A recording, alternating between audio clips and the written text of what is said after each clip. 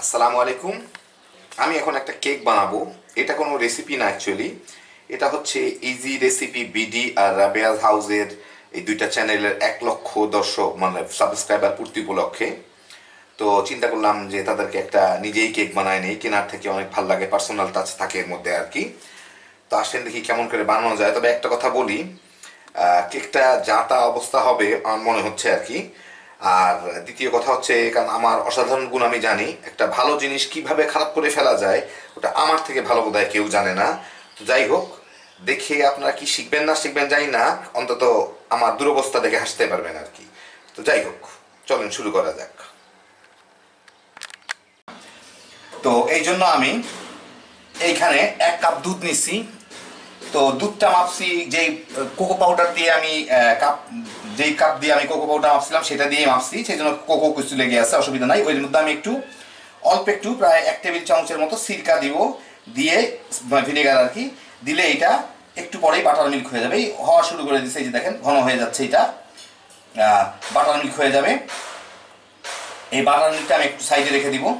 এই রেসিপিটাই আপনারা বিভিন্ন জায়গায় দেখেন, যারা 1 মিনিটে দই তৈরির ভুয়া রেসিপি দেয়, 5 মিনিটে ইত্যাদি ইত্যাদি, তারা এটা দিয়ে বাটার মিল্ক বানায়, দই বলে চালায়। যাই হোক, সাইডে রেখে দিয়ে এইটা দুধ একটু পড়ে আছে এই প্যানটার উপরে। আচ্ছা, এখানে একটা প্যানের একটা জিনিস দেখাই। আমি এই প্যানটার মধ্যেই কেক বানাবো। এইটা একটা সসপ্যান, দেখতেই পাচ্ছেন সসপ্যান। এই ধরনের সসপ্যানগুলোর মধ্যে এই পিছনের এই হ্যান্ডেলটা খুলে ফেলে আমি এইটাকেই কিন্তু হিসাবে চালাবো, মানে কেকের ছাঁচ হিসাবে চালাবো। কারণ আপসাইড ডাউন টাইপের কেক করতে গেলে এই টাইপের ছাঁচটা খুব সুন্দর, এই যে দেখতেন না উপর দিকে বেশ সুন্দর, একেবারে ট্যাপার শেপ আছে। ট্যাপার শেপ থাকার ফলে এই জিনিসটা খুব সুন্দর দেখায় আর কি। যাই হোক, তো আমি এটা চুলাটা জ্বালাই, এটাকে একটু গরম করে নিই। প্যানটা ভেজা ছিল, পানিটুকু শুকায় গেলে আমি এর মধ্যে প্রায় আধা টেবিল চামচের থেকে মানে কোনো 1 টেবিল চামচের মতো বাটার দিচ্ছি, দিয়ে এর মধ্যে আমি একটু চিনি দিব। ধরেন প্রায়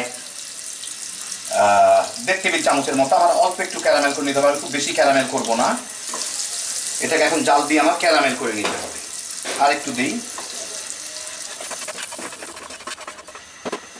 এটা ব্রাউন সুগার না, এটা অ্যাকচুয়ালি বাংলাদেশি চিনি, এটা একটু লালচে লালচে আর কি। ব্রাউন সুগারই অ্যাকচুয়ালি এটা, কিন্তু কথা হচ্ছে যে দেশি চিনি আর কি, রিফাইন্ড না। দেখেন অল্প কিছুক্ষণের মধ্যে চিনিটা পুড়ে ক্যারামেল হয়ে যাচ্ছে। তা আমি খুব বেশি পোড়াবো না এটাকে, জাস্ট চিনিটা গলে যাওয়া পর্যন্ত, কারণ আমার কালারের দরকার নাই, এমনি একটু বাদামি টাইপের হবে। আমি এখন চুলাটা বন্ধ করে দিই। এই বাদামিটুকুতেই আমার হয়ে যাবে। এটা চতুর্দিকে ছড়ায় নিই, পারলে আশেপাশেও দিয়ে দিই এইভাবে, মানে অন্তত বাটারটা যাতে লেগে যায় আমার, তাহলে কেকটা খুলতে সুবিধা হবে।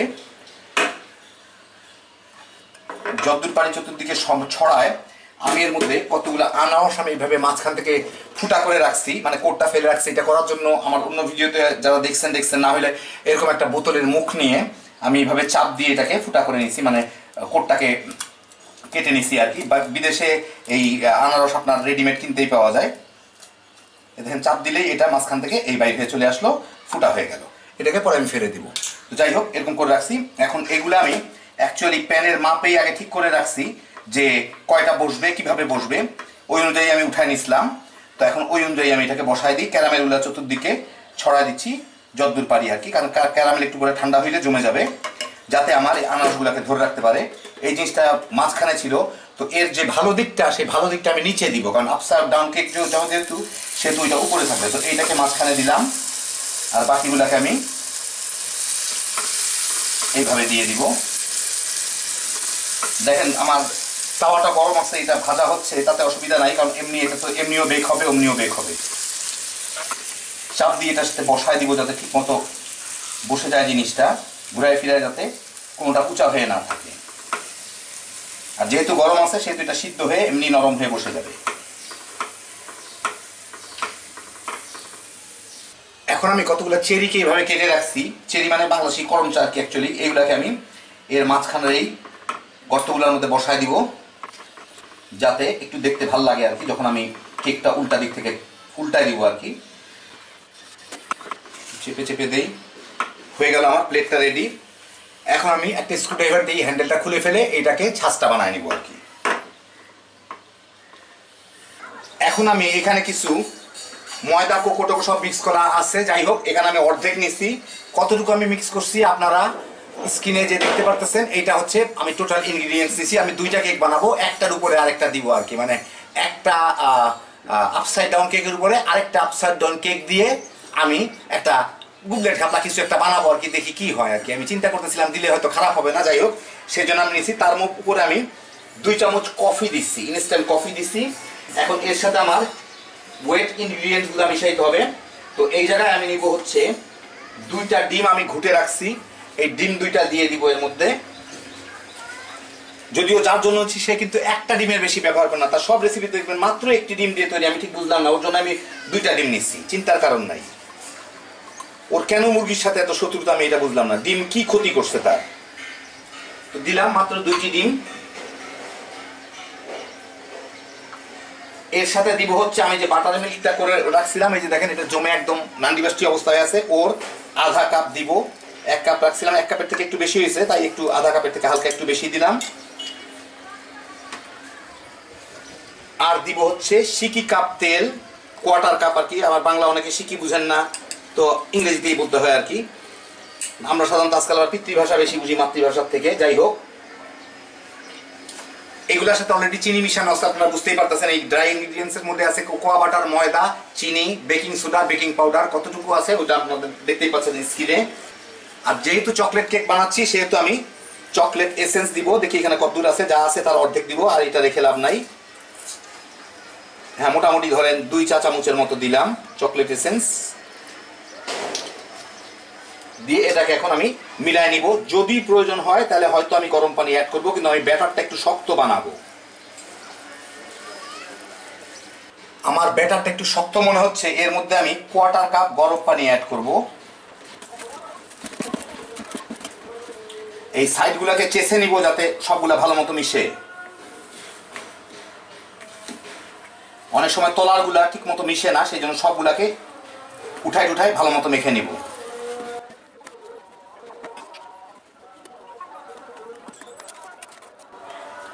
দেখেন আমি কাজ করে দেখাচ্ছি। আমি এইরকম মোটামুটি ভাবে এইরকম শক্ত রাখবো আর কি, বেশ বেশ ঘন। এটা এই দেখতেই পাচ্ছেন বেশ ঘন একটা আমি ইয়ে রাখছি। এটা খুব একটা রানি না, মানে নরম না, নরম কিন্তু একদম পানির মতো না, নর্মাল কেক যেরকম হয় তার থেকে একটু ঘন, যাতে আনারসগুলোর উপর ঢাললে আনারসটা উঠে না আসে, তলায় থাকে, ভেসেও না উঠতে পারে। তো যাই হোক, হয়ে গেল আমার ব্যাটারটা। এখন আমি এটাকে কেকের ছাঁচটার মধ্যে ঢেলে নিব। এখন আমি যে প্যানটার মধ্যে আনারস দিয়ে রাখছিলাম, এই যে দেখেন আনারসগুলো মোটামুটি সেট হয়ে জমে গেছে শক্ত হয়ে, আর এর হ্যান্ডেলটা আমি এখান থেকে খুলে ফেলছি। যাই হোক, এর মধ্যে আমি এই ব্যাটারগুলোকে ঢেলে দিব। ব্যাটারগুলো এই জন্যই শক্ত করছি যাতে ঢালার পরে আনারসটা উঠে না আসে। অনেক সময় ব্যাটার পাতলা হইলে আনারসগুলো ছেড়ে দেয়, নিচ থেকে ভেসে উঠে, কারণ এটা আপসাইড ডাউন কেক, আনারসটা তলাই থাকতে হবে। তো দেখেন ঢেলে দিলাম। এখন 2-4টা বাবল টাবল যা আছে এগুলাকে একটু ইয়ে করার চেষ্টা করব। এটা ঝাঁকা টাকা দেওয়ার কোনো দরকার নাই, কারণ দিলে হয়তো নিচের থেকে ক্যারামেল সহ কেকটা খুলে যাবে। আর বাবল ভিতরে থাকলেও তেমন কোনো ক্ষতি নাই, কারণ হচ্ছে যে আলটিমেটলি প্রত্যেকটা কেকে কিছু না কিছু বাবল থাকবে, আর এটা পরে ক্রিমে ঢেকে যাবে। অত পারফেক্ট হওয়ার অত প্রয়োজন নাই। এখন আমি একটা ওভেন 375 ডিগ্রি,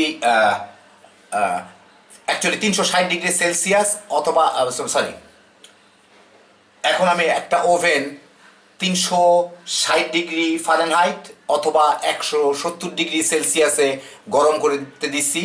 ওটার মধ্যে এটাকে আমি 1 ঘন্টা বেক করব।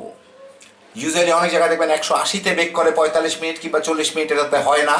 আমি এটাকে বেশিক্ষণ বেক করব কম টেম্পারেচারে, যাতে কেকটা ফুলার পর অনেকের কেক দেখবেন মাঝখানে ডেবে যায়, চেপে যায়, কেকটা হয় না, কিংবা মাঝখানে দলা শক্ত হয়ে থাকে এটাতে। সেই জন্য আমি, যেহেতু আমার প্যানটা বড়, আমি কম টেম্পারেচারে বেশিক্ষণ বেক করব। এটা করলে ওইটা সাধারণত হয় না। তো আমি 10 ডিগ্রি কমায় দিলাম নর্মাল টেম্পারেচারে যেটা বেক করার কথা, এবং সময় বাড়ায় দিলাম 15 মিনিট। তো দেখেন এই হয়ে গেল আমার কেকটা, মোটামুটি ভালো ফুলছে এটা, মানে আর হালকা একটু ডাবছে, খুব বেশি ডাবে নাই। তো দেখেন মাঝখানেটাও ডেবে গর্ত হয়ে যায় নাই, সেই জন্য আমি বলতেছি যাদের কেক মাঝখানে ফুলার পরে মাঝখানে গর্ত হয়ে ডেবে যায় তারা কম আঁচে বেশিক্ষণ জাল দিবেন, যাতে মাঝখানে একটা শক্ত হইতে পারে, তাইলে ফুলার পরেও ফুলবে তো এমনি, ফুলার পরে ডেবে যাবে না। আবার বলতেছি বারবার আপনার কমেন্টে লিখিয়েন না যে আমার কেক ফুলে কিন্তু তারপরে সব জমে যায়, আবার খেপে যায় বা জমে যাই হোক ছোট হয়ে যায়, যেটাই হোক না কেন, সেটার জন্য কেকটাকে কম আঁচে বেশি সময় জাল দিবেন যাতে ভিতরটা শক্ত হয়ে যাইতে পারে। এখন আমি এটাকে একটা প্লেটের উপরে ঢেলে নিই, দেখি কি অবস্থা আমার। এই একটা প্লেট নিলাম, নিয়ে আমি কেকটাকে উল্টায় ঢালি। কেকটা মোটামুটি ভাবে এই যে মানে কি বলবো আপনাকে, আমি তারটা সরাই দিই, আমার এই তারটা মাঝখান থেকে এসে ঘাপলা লাগাচ্ছে। যাই হোক, কেকটা যেহেতু আমি ক্যারামেল দিয়ে করছি, কেকটাকে ক্যারামেল দিয়ে করছি, সেহেতু কেকটা মোটামুটি ভাবে এই যে দেখেন ভিতরে মানে খুব একটা সাইডগুলো ভাঙতে হবে না, কারণ নিচেই এর যথেষ্ট ময়েশ্চার আছে। তো আমি এইটার উপরে উল্টা একটু ঝাঁকাঝাঁকি করলেই খুলে আসবে। এই না, হ্যাঁ এই যে খুলে আসলো। এই যে দেখেন হইল আমার চকলেট আপসাইড ডাউন কেক। এখন এই জিনিসটাকে আমি উপরে রাখবো, যে চকলেট দেখে এইগুলো একটু, এই যে দেখেন এই ক্যারামেলগুলো এগুলাকে আমি আলটিমেটলি সরাই দিব। সরাই দিয়ে এবং কেকটার আমি পুরুত্ব দেখেই বুঝতে পারতেছি, এটা মার্কেটে দেখার দরকার নাই, কারণ এটা তো একজনের জন্য নিয়ে যাচ্ছি গিফট, আপনারা জানেনই, উনি পুরুত্বটা দেখবে। এখন এইগুলাকে আমি সরাই, নিচের পার্টটাও তৈরি করব, তৈরি করে একটার উপর আরেকটা বসায় আমি আমার অসাধারণ গুণের জন্য যে ডেকোরেশনটা করব, যাতে দেখা মানুষে হার্ট ফেল করে মরে যেতে পারে আর কি, যাতে দ্বিতীয়বার আমার হাতে কেক আর খাইতে না হয়, তো সেটা করে নিব আর কি ইনশাল্লাহ পরেরটায়। এখন আমি ক্রিমটা তৈরি করব, সেই জন্য আমি এখানে বাটার নিচ্ছি প্রায় 1.5 প্যাকেট। তার মধ্যে আমি চিনি আমি এখানে গুঁড়া করে রাখছি, মানে আইসিং সুগার টাইপের করে রাখছি, ওটা দিয়ে অল্প অল্প করে দিব, মানে যদি আমি এখন বেশি দিচ্ছি, যাই হোক ধীরে ধীরে দিয়ে এটা মিশাইতে হয়। সাথে অল্প একটু ভ্যানিলা এসেন্স দিয়ে দিব, আর একটু ঠান্ডা দুধ দিয়ে দিতে হবে এর মধ্যে। দুধ আমি ধীরে ধীরে মিশাবো, দুধও ধীরে ধীরে মিশাবো, কারণ হচ্ছে আমি দুধ ততক্ষণই মিশাবো যতক্ষণ পর্যন্ত দুধটা এটা কিন্তু ধরার পরে দুধটা ছেড়ে দিবে আর কি, মানে এর যা সর্বোচ্চ ক্ষমতা আছে ততদূর পর্যন্ত দুধটাকে সে নিয়ে এর বেশি আর নিতে পারবে না আর কি। তো ততক্ষণ পর্যন্ত আমি চিনিও দিব এবং দুধও দিয়ে দিয়ে এটা বিট করে করে, একটা বিটার দিয়ে বিট করবো, কারণ অনেকক্ষণ বিট করতে হবে, হাতে করা সম্ভব না। তো আমি একটা ইলেকট্রিক বিটার দিয়ে এটাকে বিট করে মিশিয়ে নেব।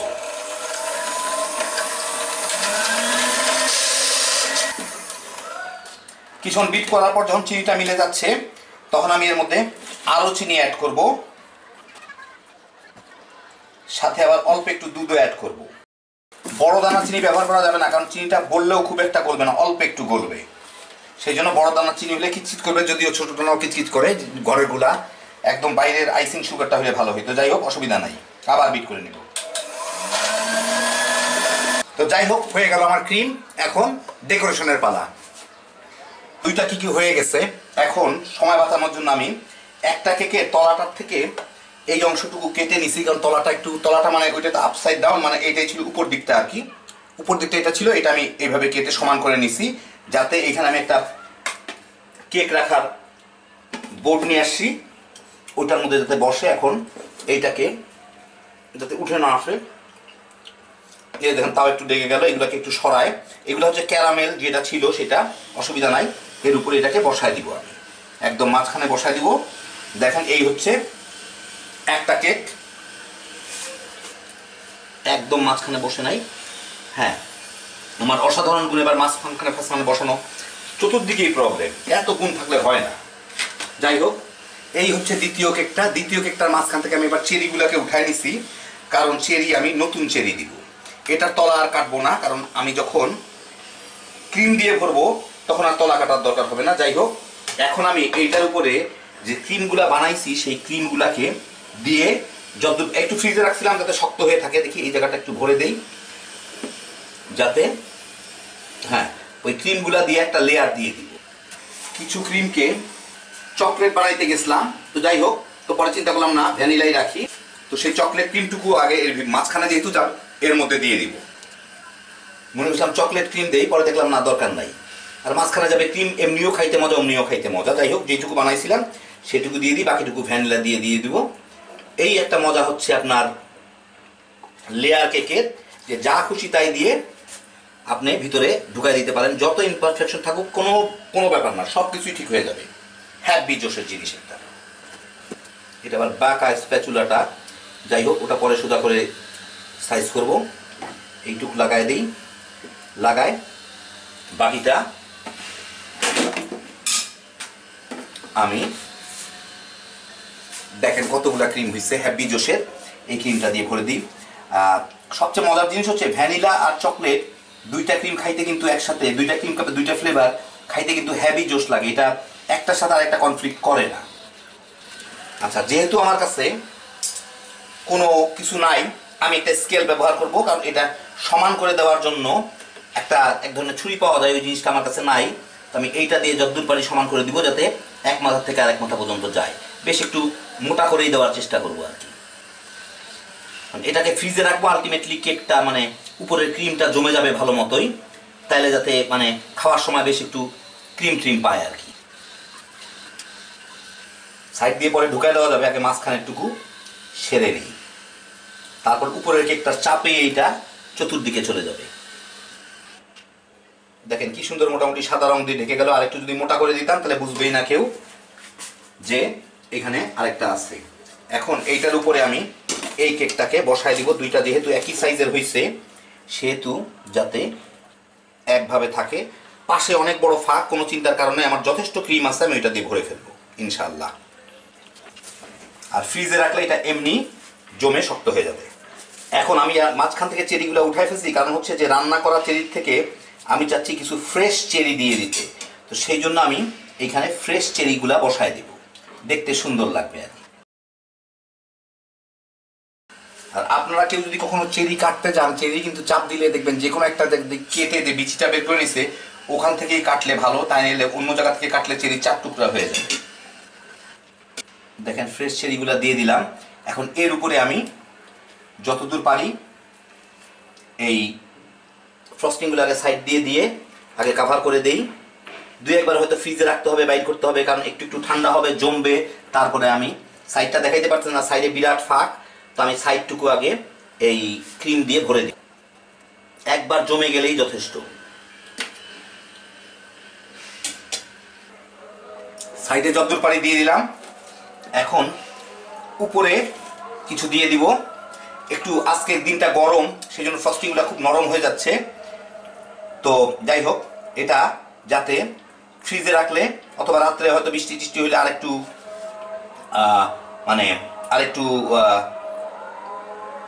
ভালো হবে। তো উপরেও কিছুটা মেখে দিই, মেখে আমি এইটাকে আগে ফ্রোজেন করে নিই, ফ্রোজেন না ঠান্ডা করে নিই, নর্মাল ফ্রিজে রাখবো, তাহলে আমার ফ্রস্টিংগুলা করতে সুবিধা হবে।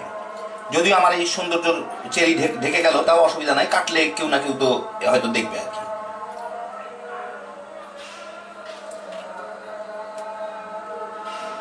একটু মোটা করেই দিব, কারণ এরপরে যখন ঠান্ডা হয়ে যাবে, শক্ত হয়ে যাবে, তখন যাতে আমি চেসে উঠায় নিতে পারি আর কি। এই দেখেন এখন এর সাথে লেগে যাচ্ছে, তখন ঠান্ডা হয়ে গেলে তখন আর এর সাথে লাগবে না। তো এই যে দেখেন মোটামুটি আমি কাভার করে ফেললাম, তারপর আমার এতগুলা বাচ্চে। তো এখন আমি দুইটাকেই অ্যাকচুয়ালি ফ্রিজে ঢুকাবো, কেকটাকেও ফ্রিজে ঢুকাবো, যাতে এগুলো একটু শক্ত হয়। শক্ত হইলে আমার এটা এখন খুবই নরম, শক্ত হইলে আমার এটা টেনে ডেকোরেশনটা করতে সুবিধা হবে। উপরটা যত সম্ভব হয়তো উঁচা নিচাও রাখতে পারি, কিংবা হয়তো সমানও করতে পারি, আগে একটু শক্ত হোক এই জিনিসটা। ঘন্টা 2-3 পরে কেকটা মোটামুটি ভালো মতোই জমছে, আমি ফ্রিজে রাখছিলাম। এখন এর উপরটা আমি একটু সমান করে দিব। তো সেই জন্য আমি এই ছুরিটাকে একটু গরম পানিতে ভিজিয়ে রাখছিলাম, সেটা দিয়ে চেপে চেপে যত দূর পারি তত দূর একটু সমান করে দিব। তাহলে যে জায়গাগুলোর মধ্যে চকলেট নাই, সরি ক্রিম নাই, সেই জায়গাগুলোর মধ্যে লেগে যাবে। তো এই যে দেখেন মোটামুটি এই হলো আমার কেকটার অবস্থা। এখন এটাকে আবার মোটামুটি সমান করছি, কিন্তু একদম পুরা সমান হয় নাই, যাই হোক আমার অসাধারণ এটা হবে না। এটাকে এখন আবার ফ্রিজে ঢুকাবো। এখন রাত 12:30টার মতো বাজে, কালকে সকালে এটাকে ইনশাল্লাহ একটু ডেকোরেশন করার চেষ্টা করব। তো এই যে দেখেন কেকটা ঠান্ডা হওয়ার পরে মাঝখানে আমি একবার অপচেষ্টা করছিলাম এটাকে একটু ডেকোরেট করার জন্য, তো হয় নাই, রং টং লেগে আছে। যাই হোক, শেষে দেখলাম যে আমার ঘরে একটা এরকম সিরিঞ্জ আছে ডেকোরেশনের জন্য, আমার বোন অনেক আগে দিছিল, নজলও আছে। তো কতগুলা ক্রিম বেঁচে গেছিলো, ওগুলা কিছু গোলাপ মানে লাল রং দিয়ে গোলাপি বানায় নিছি। ওইটা দিয়ে দেখি আমার অসাধারণ দক্ষতা, এটাকে কিছু একটা সাইডে কিছু দেওয়া যায় নাকি, একটা দিলেই হইলো আর কি। এগুলা দিয়ে জিনিসপত্র বাইর হয়ে দেখতে খারাপ লাগে না, একটু ঘুরায় ফিরায় দিয়ে যাই আর কি। পেঁচায় টেঁচা একটা কিছু দিলেই দেখতে মোটামুটি খারাপ লাগে না বলে আমার মনে হয় আর কি। হইল, এদিকে আরেক লেয়ার দিয়ে দিই আছে যখন।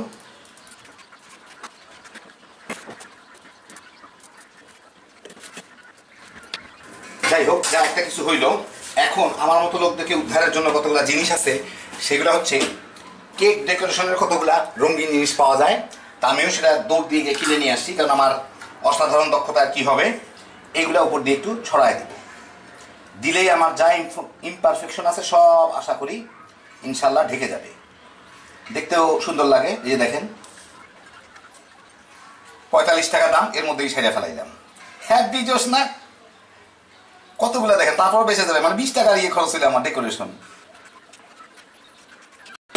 তারপর আবার আরো 12 টাকা দিয়ে কতগুলো M&M টাইপের ক্যান্ডি কিনে আনছি, ওইগুলোও দিয়া দিই, একটু সুন্দর লাগবে আর কি। বহুত সৌন্দর্য।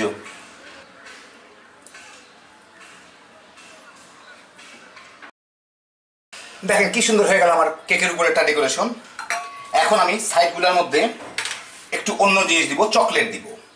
এই জন্য আমি কতগুলো চকলেট চিপ নিয়ে নিছি। এগুলা গুলশান মার্কেটে পাবেন, এগুলো হচ্ছে একদম গুঁড়া গুঁড়া টাইপের, দানাগুলো পাবেন। এগুলো হচ্ছে আমার কাছে 80 টাকা নিছি, ইউজুয়ালি 100 টাকা করে। তো আমি গুঁড়া চকলেটের চিপগুলো নিয়ে নিচ্ছি এর মধ্যে কিছুটা। এটা একটু ফ্রিজে রাখতে হয়, নাহলে একটু হইলেই এটা জমে যায় মানে সরি গলে যায় আর কি। যাই হোক, এখন এটাকে একটু বাঁকা করে দিতে হবে, বাঁকা করাটাই ঝামেলা। এখন আমি দেখি আমি পারি কিনা। এটার মধ্যে যতদূর সম্ভব বাঁকা করে এই যে সাইডগুলোর মধ্যে যাতে লাগে এইভাবে ছড়াই দিতে থাকবো। কেকটা ফ্রিজে ছিল এই জন্য ইয়েটা মাখনটা অত নরম না, নাইলে ধরে যাইতো আর কি। তাও যতদূর পারি গলার আগে আমি ছড়াই দিই আর কি।